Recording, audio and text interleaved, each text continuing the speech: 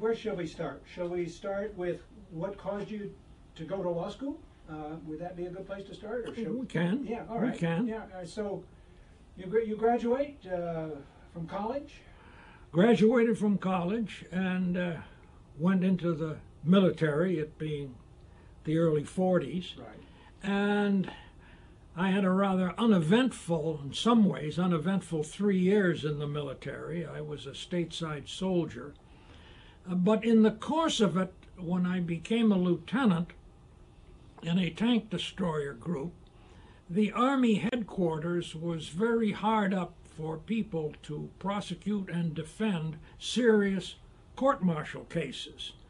And somebody college educated, who was a junior officer, was fair game for this if one wanted to do it.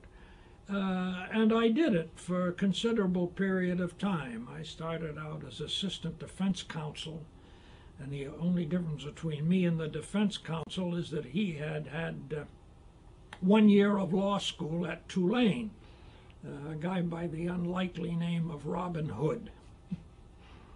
And we worked together, and I got very interested. And the result was that it was during that period that I decided I wanted to go to law school. And so that led you to BU as a student, BU Law School? Mm-hmm. Right. Well, it did. I wanted to go to Harvard originally, but my college record at Harvard was not great. And whereas I was told I could come, I was low on the wait list. And after the war, the lines were long, the times were long, and I was in a bit of a hurry. And so I did go to Boston University, which probably was one of the more fortunate things that ever happened to me. This was before the LSAT. Yes, so it was. Sorted through the folks on the way. That's correct. Yes. Yeah, but it's really based on college record, and as Right. I say, mine was not great. But you made up for that in law school. I think so. Went much better, that's for sure. All right. And anything that you want to share about your law school experience? Yes, a little. The teachers that I had at Boston University Law School were simply excellent. They did a lot for me, and I did quite well. I'd had an idea that after a year I would transfer to the Harvard Law School if I'd done well enough. After the year, I wasn't going anywhere. I was very content where I was. And I became the editor-in-chief of the Law Review.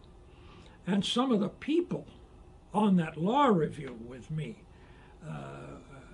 subsequently tremendous accomplishments. Senator Ed Brooke was one of them, the first African-American senator since Reconstruction. Bradford Morse, head of the United Nations Development Program for a long period of time.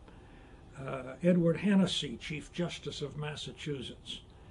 Charles Moran, lawyer extraordinary and benefactor of Boston University's law school. And all these people were on the Law Review board with me. I could never understand why I was the boss, but that's the way the cookie crumbled. Were many of them, like you, veterans? Yes, all of them virtually. Mm-hmm. Yes, very, most people at that stage. Were there any women? I was just going to say, no, rare. I can only remember in huge classes we'd have maybe 2 women. We had 1 on the Law Review board, as I remember. And that's a world that has changed so dramatically. When you graduated BU Law School, did you have it in your head that you might come back to teach? No, not really. Although one of my teachers had suggested that to me, but I wanted to be a country lawyer, and I won't go through all the steps, but I didn't want to go to a big law firm. Mm-hmm. I wanted to go to a small community and work in a small practice, and I did. I managed that, and I had the job for 2 years, and I thought I'd stay there the rest of my life. My boss was getting along in years. I had just one lawyer practice I worked for, and his practice was going to become my practice. And then I got this telephone call from the dean at Boston University Law School. Would you please come in and see me the next time you're in Boston? I did. And out of the clear blue sky, he offers me a job as a junior member of the law faculty. I was utterly astounded. And I decided I had to try it. If it didn't work, I'd go back to practice, but I had to try it. And so that's how it started. And by now we're in the early 50s. We are in, yes, it was 1950 itself when I started this, yes. And were you tapped for civil procedure right at the start? Or No. or did you teach around the curriculum? No, what I had to teach, and I'm surprised I even survived it, I was desperate for a while. The faculty had decided they wanted an introductory course on law generally, introduction to law. They didn't have a clue or an agreement as to what was going to go in it. That was left to me, and it was quite a project. And for the first few weeks, I was despairing. I was ready to pack it in, but we hung in there. You had the only section of this introductory? Oh, I had two sections of about 150 students each. And by the end of that semester, I realized that it had gone well. The procedure came along a year or so later when the civil procedure teacher died, and I was given that course then, having already done a little constitutional law work, but the civil procedure came along by accident, really, and so I started doing that probably in 1953, something like that. From your own experience and then around you as colleagues, you had good models of teachers. Yes, tremendously so. I really did. In my indebtedness to those teachers and then colleagues of mine is enormous. I'll never forget them. Now, I'm going to want to pull you to Ithaca and to Cornell Law School fairly soon, but impressions of your time at BU. Because we're talking about a substantial career. Yeah. There's 30 years. There's a step in there, Peter, that I probably ought to mention because it was crucial to the whole business. I'd been teaching about 8 years. I had come to know accidentally because he was a next-door neighbor, a very prominent professor at the Harvard Law School named Henry Hart. And Henry Hart became my mentor in many ways. And I decided after 8 years of teaching at BU that I wanted to take advantage of an opportunity that were then called Ford Fellowships in Law Teaching. And with a generous sabbatical from BU and a fellowship from the Ford Foundation, I spent a year studying at the Harvard Law School, studying under a number of truly great law teachers and scholars. Including Henry. Very much including Henry Hart. And it was a little scary because I realized that if I didn't do well in that program, I'd have a hard time going back to teaching at BU. It went very well. And a number of things came out of it. One, I acquired a good friend who's a Ghanaian, Oxford educated, who came to Harvard basically the same mission I did. And he became a convert to American legal education. He thought it was much better than the British education he had. He went to Chicago and got a doctorate there. Then in the mid-60s, I lost track of him. This was in 60, 61 when we studied together. I lost track of him until In the late 60s, he wrote me and told me he was the dean of a new law school at the University of Zambia. And he said, and I remember the way he put it, this place could use some of your American enthusiasms. The university was quite British in its origins and development. He wanted me to come for a year or two. The university itself was quite young at that time. Oh, very. The law school was new. The university was very young, probably not more than 3 years old. And he, could you come for a year or two? My wife was game, otherwise it would have been impossible. And I told him, yes, we'd like to come for a year, and yes, we would bring the whole family, 4 kids. And he said, couldn't you make it 2? It will take you a year to learn your way around. We said, okay, and he was right about that. What he didn't tell me until he had us all hooked was that he was going to go back to Ghana, and what he really wanted was to have this American take over his office rather than have it fall to a Brit, to an Englishman. And ultimately, after a lot of hoopy-doop, he had his way, and so I spent 2 years as the dean of the law school at the University of Zambia, and it was it broadened everything. It meant that I worked a lot, not only at the law school, but with the profession, with government, even with the president's cabinet, and it was very rewarding business, developmental-wise for me. It also brought to your attention 2 students who were graduates of that law school. Yes, it did. 2 students just graduating when I got there. They were just graduating, and one of them, they were the 2 top students in that class, had agreed to come on the faculty as what were called staff development fellows. They're teachers, but one of the understandings was that if possible they were to go abroad for graduate legal training.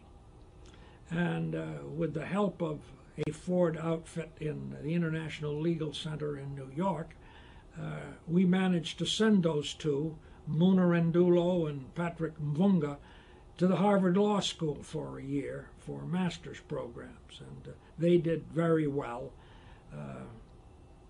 Patrick Mvunga later got a doctorate from the University of London, and Ndulo got his doctorate from Oxford. And I think that, in some ways, the fact that we got them started that way kind of made it for me with the Zambian head of the university, who himself was an Oxford-educated zoologist. But he and I got along famously, particularly after he saw what we could manage with respect to these 2 very fine young graduates of that school.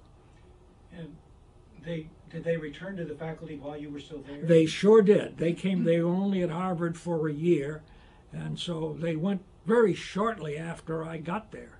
And I was still there, probably there for several months, a semester or 2. After they get back, we were still there. Did you have success in sort of planting the American Socratic method or other attributes of American legal education in Zambia? I don't know.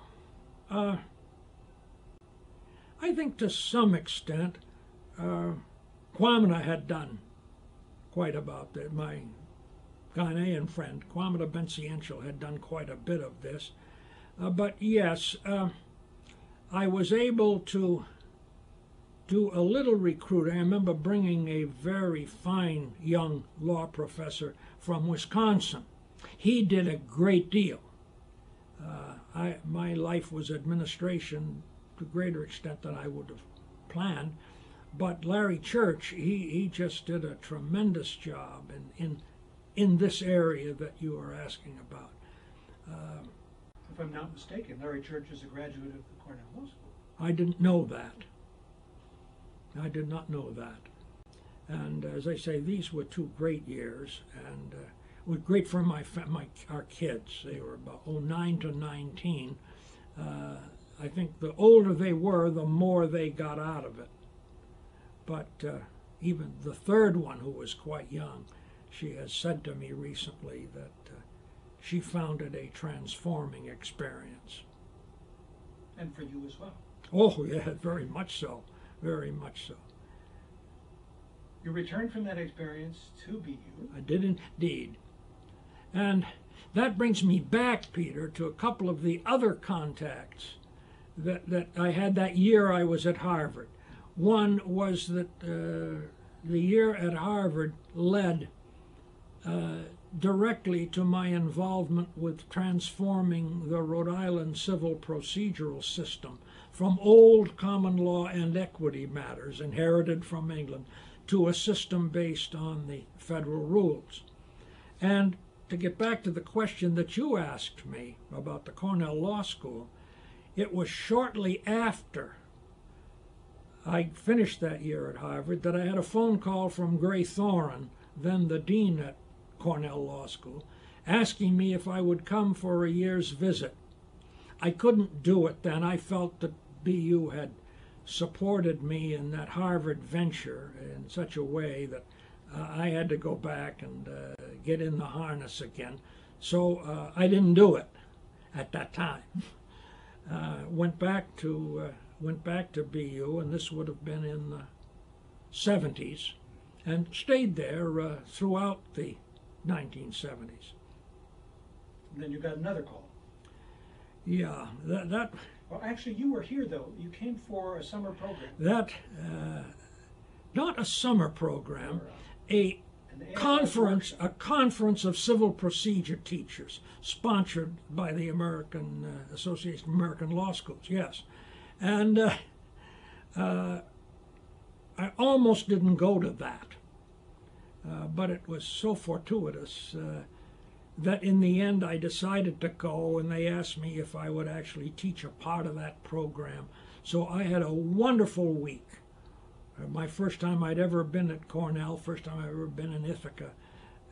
It was in June, the weather was beautiful, and the whole experience was great. I met some fine people, and I remember after that, when I got back to Boston University, I was talking with one of my colleagues, Henry Monahan, who had taught at Cornell for a time, but for personal reasons had to go back to Boston. When I spoke so enthusiastically about my time at Cornell with that civil procedure conference, Henry asked me, he said, "Would you like to visit that school?" And I said, "Yes, that sounds." He stalks out of my office, and an hour later, Roger Crampton, outgoing dean of the Cornell Law School, is on the phone. I knew Roger slightly, and he told me what Henry had said, and he said, "I'm about to go see my successor, Peter Martin, on his first day in office. We badly need a federal courts teacher next year. Would you be interested?" Next year, this is maybe even early in July. I learned later that you would not call me until you had gotten an okay from the dean of the Boston University Law School, because it was so late in the year. But you called him, and he assented, and then you called me, and I came to Cornell for one visiting year. And that was all I expected it was going to be. And it was a year that I enjoyed enormously. Came as a federal courts teacher, but in many ways the highlight was a large first-year civil procedure section, which I had, and that became one of my favorite classes of all time. And this is the class of 1983? This is the class of 1983, and 25th reunion. Yeah. There was an incredible spirit in that class. Yes, I thought so. Yeah. I thought so. Yeah. And much to my surprise, early in the second semester, the dean asked me if I would consider staying here. And I said, yes. But I said, that's the end of a beautiful visit. And you were a little surprised at that. And I said, well, now you've got my ego involved to some extent. And I remember when, a month or so later, you told me that people here would be glad for me to join the faculty. I remember my wife's reaction, which was utterly crucial. She said it would be quite unthinkable for you to turn it down. And so we came to Cornell. I came in that visiting year, and then in 1981 we moved to Ithaca. And what followed was just, for us, a wonderful career, full career. Well, including just all kinds of contributions to the school. As you reflect on the time here, what are the highlights? One of them certainly was working with you when I was Associate Dean, Academic Affairs for 4 years. But principally, my job during much of that period was dealing with all sorts of outsiders in conjunction with a substantial addition to the building. The architects, the people at university,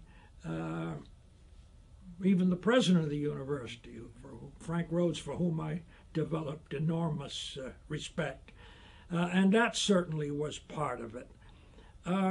But even beyond that, the teaching here, I just enjoyed it enormously. And I think, though, if I had to answer the question, what do you consider your greatest contribution to this law school, the answer would be in two names. People whom I introduced to this place and then got out of the way. One of them was Cynthia Farina, who had been a student of mine at Boston University. And the other was Muna Ndulo, one of these Zambians. But I introduced them to you and got out of the way, and history has demonstrated the soundness of your judgment in pursuing the matter further, much to my utter delight.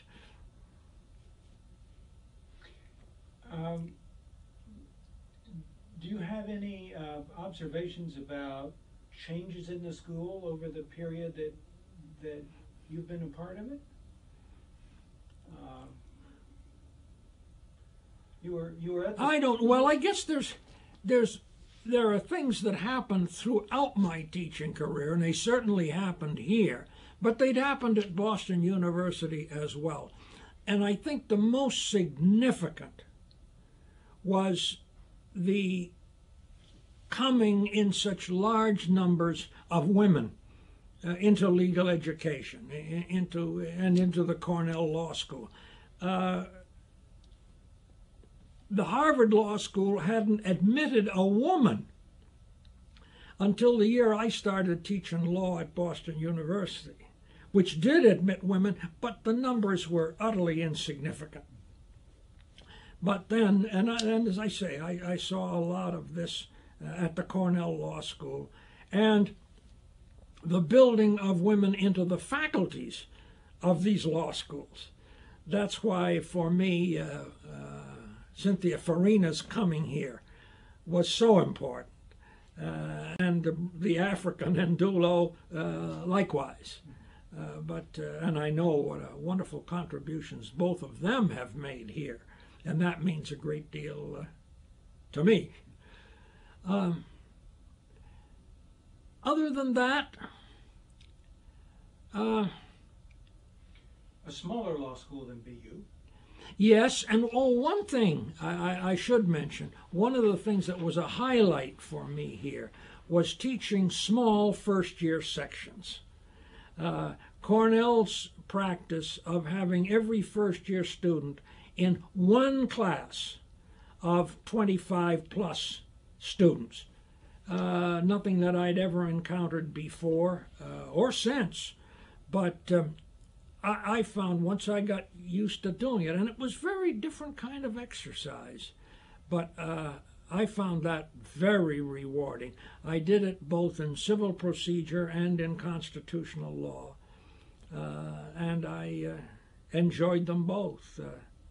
In my conversation with Roger Crampton, he expressed the view that Cornell was probably the first to have a small section in the first year. Well, and that other schools have since some have done it. Although I think that I had never encountered it, and I came to not only respect it, but I was so delighted to be able to take part in it. Now, when you say it's a different kind of exercise, what how do you teach differently? Well, for one thing, this may sound like it's a very little thing. In teaching big sections, I've always stood up at the podium. I never sat down in a large-size class in my life. And I called on people, and I always found that the formality of it was essential, really, if you're really going to get anywhere. When I first taught a small section and stood up in front of that small group in a small room, I could tell they were somewhat cowed by this. And I quickly decided, no, if you're going to do this and do it well, you better sit down. Well, that was one, and which means that the give and take was somewhat less formal, and of course each student got to participate that much more. Not just the ones who were eager, but they all participated more. And in terms of substance, I'm not sure so much difference, but I think the atmosphere, and I think they all found that, by golly, they'd better do their preparing for their small sections. You might get away with it in a big class. Chances are you're not going to get called. That small section, you better be in there every day. And they were. And they were. I'm recalling that at least once you addressed a graduating class. Yes. Actually, I think 4 times, Peter. Yeah. Yes. The first time, I never forget that, because the first time was the class of 1983, my first class. And at that time, those convocations were very different than I think they later became. And I liked the old format better. We didn't even have caps and gowns. Everybody was dressed in their spring finery. And the programs were relatively short. The president, the dean presided, the president of the university spoke, and a faculty member chosen by the students. And I was very much honored to be asked by the class of 1983, and by some subsequent classes as well, to do this. Well, then, of course, the students wanted, I think, they wanted to parade across the stage. They wanted to wear caps and gowns. And so the school justifiably let them do it. I remember the faculty didn't. And I can remember you had a call from university headquarters that some parent was upset because one faculty member didn't have a tie up there on the podium. And you thought we ought to have the faculty in caps and gowns, and we had a bit of a contretemps about that, and I was opposed to it, but you thought we ought to do it. The faculty had a vote. You agreed to abide by the faculty vote, but the faculty vote was a tie, and you broke it, and we wore caps and gowns. And so be it. Didn't hurt any, except I hated the hats. But it was a very, very interesting development. And now there have to be more speakers. A student speaker, I think, and that's fine. That's a good thing. Although the things tended to get a little long. And And the classes got bigger. You're right, the classes got bigger. But they also got more diverse, particularly with the women. We drew a certain number of minority people, but not a huge number of African Americans. But we sure drew the women here, and they became every bit the equal of their male counterparts. Every bit. Sometimes more so. I'm trying to recall, Bob, but I think that the graduate program, the LLM program, had not yet really taken off in numbers when you took emeritus status in '92. I think that's true. Although I took emeritus status in '92, I stuck around for another 8-9 years on one-year deals with the then dean, with Russ Osgood. But it was during that period, I think, that it developed. And since I left the Cornell Law School, basically in 1997 or 8, right around in there, I've come back several times for introductory sessions on the American legal system with the incoming graduate students, LLM students from all over the world. So you've been able to see it grow. Oh, absolutely, and to be part of it. And to be part of it. And the other thing was the program that Jack Barcelow got going, that I had the pleasure of taking part in for 8 years, I think. The program in American Legal Studies, our summer program in Paris, at the University of Paris 1. And I certainly enjoyed that. And we had people from all over the world in that program, including some Americans and some Cornellians, but people from elsewhere as well, various ages and stages in life. And it's a good program. And you managed to continue your connection with Zambia? Yes. Yes, and that I'm glad you brought that up. Muna Ndulo and I, when he came to Cornell, we were both concerned that faculties in African law schools were troubled in some ways. They were having a hard time getting good teachers there. The pay was minuscule. The able African law graduates had more fish to fry, and the International Legal Center in New York, which had sent or helped send lots of American law teachers to African faculties, I'd say certainly in the 60s and 70s, maybe even in the 50s. That was a Ford-funded outfit, and that stopped doing it. And we were very concerned about this, Muna and I were. And in talking with a man named David Lewis, who was the head of the African Development, Center for African Development of Cornell University, we were talking with him, and he said that we should try the Peace Corps. And my initial reaction was, the Peace Corps used to do law, David, but it doesn't do it anymore. But he took Muna and me to Washington to meet with Peace Corps people, and we got started. Roughly when was this, Bob? That's hard for me, Peter. Mm-hmm. It was in the 90s, yeah? I would say, yeah, it certainly was. It certainly was in the 90s, but I'd say the very, very early 90s, very early 90s. And our efforts met with mixed success, except in Zambia, where it met with tremendous success. First of all, we had a very receptive scene. We had a couple of very able graduates of the Cornell. That was the deal with Peace Corps. What was the recipe? Well, the recipe was that we would do the digging.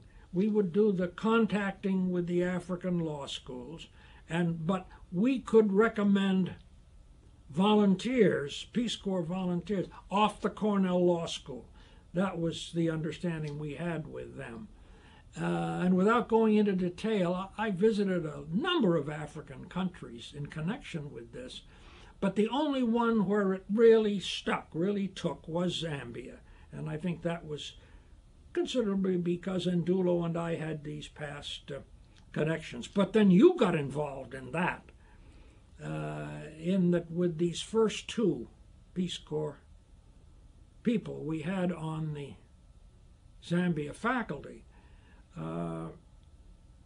They got involved in computers, and you went and set up the Zambian Legal Information Institute.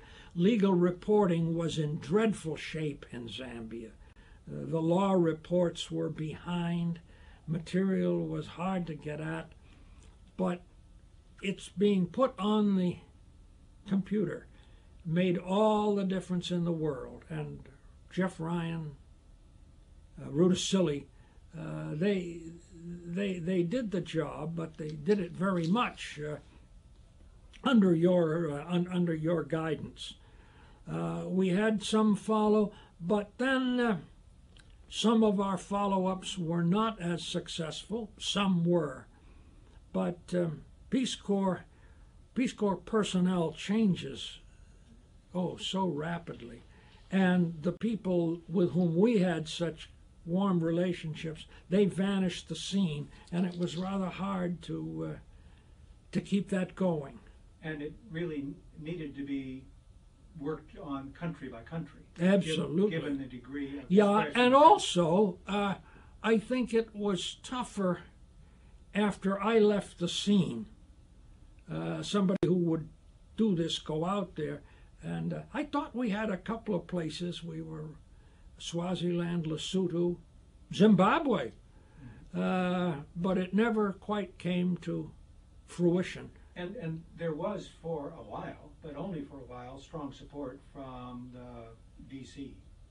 Headquarters, right? Oh yes, and that was utterly crucial. But that, again, the change in personnel at D.C. headquarters, and it was counter in many ways to Peace Corps philosophy, which has to do with building schools, pipelines, building the infrastructure which had been neglected. Doing stuff at the graduate and professional level was not quite the cup of tea for some of those people, and so it didn't do as much. I'm still hopeful that from other sources, something Muna and I are still working on right now, we have had a young man, Stanford law graduate, at the University of Zambia for 2 years, and he's done a splendid job. His grandfather is Professor Alfred Kahn, famous economist from Cornell, whom Nicholas would never rely upon. Nicholas, but I had come to know him, and he expressed an interest in this.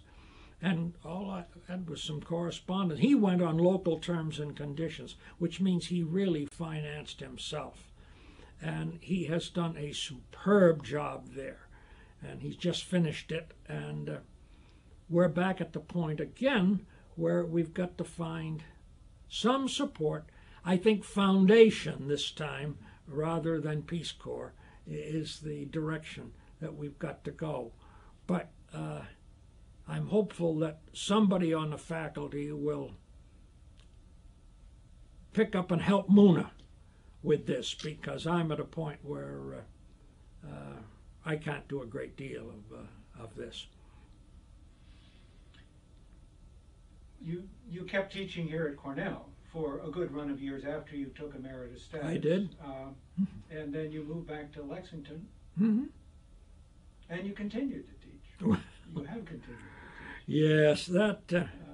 You enriched yet another law school. Well, that related, of course, to the procedural work that I had done for the Rhode Island courts, that initial change in their system, and then we had while I was at Cornell, we had a complete reevaluation 30 years later, in the 90s, of that system.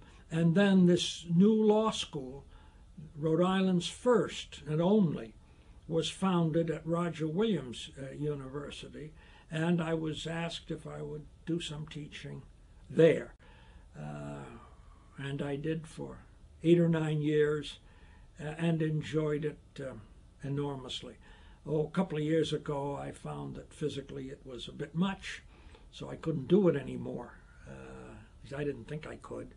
And I still have a little. Well, you do an honors seminar? Well, I do a little seminar, sometimes honors and sometimes not. But it is an interesting one because they have this series of perspective courses. They're about legally related matters, but not about a legal subject itself. And it's a 6-week course, 2 hours on 1 day a week.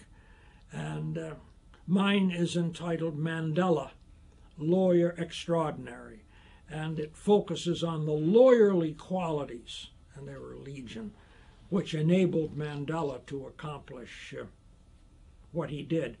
And the last of those sessions, every year, the 6th week, Muna Ndulo has come from Cornell to share his tremendous experience. He worked in the United Nations during the period when apartheid came to an end, when the negotiations took place. He was in the United Nations observer operation and very much a part of that. And so he brought a first-hand knowledge to it, which the students, I think, have really appreciated, and which I have certainly appreciated. Where haven't we gone, Bob, that you would like to go in this? I don't know. I don't know. I just feel that two things, that I've been terribly fortunate that this has gone on for 56 years. And I don't think I could. It's gone more than that, 57, 8 years, I guess. And it couldn't have gone on without the support of my wife, particularly at 2 points, when she was willing to pack up and take the tribe to Zambia. And second, when I had the offer to come to Cornell. And although she was not anxious to leave Lexington at that time, she said it was quite unthinkable for me to turn it down. And so those, it just seems to me, though, Peter, that so much of what has happened to me has resulted from unforeseen circumstances. Serendipity is the word that one of my BU colleagues used to use about this. Happy circumstances. Indeed, when I came out here in 1980, I spoke with Gray Thorne and said, "You remember when you asked me out here in 1962? And he said, "Yes, I do." And then he said, "Well," he said, "better late than never." And, the Cornell Law School means a lot to me. There's one thing I guess I haven't mentioned, and probably doesn't have much to do with, well, it does. Through my 70s, I was a physically very active person, played tennis, but the gorges and the hills of the Ithaca area meant so much to me. I used to hike and hike and hike around Ithaca, in the up the creeks and on the hills. And you took students with you. And I did. Yes, matter of fact, yes, they had this auction program, still do, I believe, in which they have a cabaret and auction, and faculty members donate certain rental of their houses out along the lake, dinner for 6 or whatever. And mine always was walk in the woods for 6 and a New England baked bean supper at the end of it. And I did that for a number of years and made very good friends in the course of that. But the physical properties of this area meant a great deal to me. And whether I don't know, those days are gone for the moment at least. But I remember a former president of Radcliffe at a Comstock told a Yale historian friend of mine, John Blum, she said, the 70s were wonderful, but nobody told us about the 80s. And to some extent I feel that way, although I'm just so lucky to be able to do as much as I can at this stage that I have absolutely no right to complain about anything.